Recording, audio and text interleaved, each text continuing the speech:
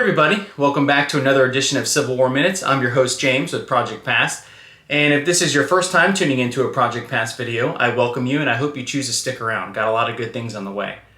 We're going to do something a little different for this episode of Civil War Minutes. We're going on location and we are headed to Fort Monroe, Virginia, and we are going to the very cell where the Confederate President Jefferson Davis was kept after his capture in Georgia.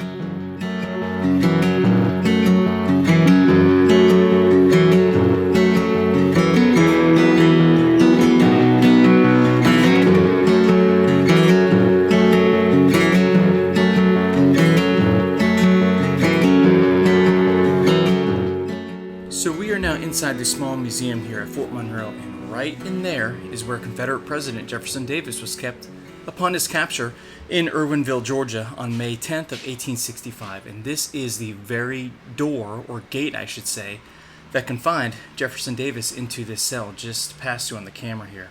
Now, securing that gate was this very lock and key right before us here. That is absolutely incredible how they were able to salvage that. So this lock right here confined Jefferson Davis to his cell. So we're getting ready to enter Jefferson Davis's cell here.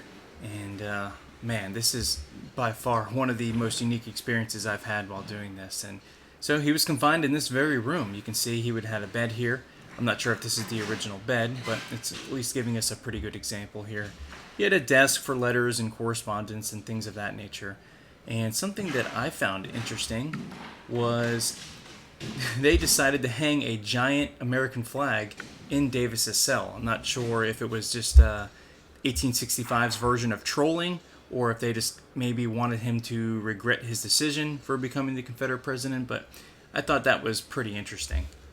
Now, like we mentioned, Davis was captured in Georgia, and he would have been brought to Fort Monroe by sea, and that's kind of what this is going into detail. On May 19th, 1865, Davis was brought here by the steamer William P. Clyde, and he would be brought to casemate number 2 here at Fort Monroe, Virginia.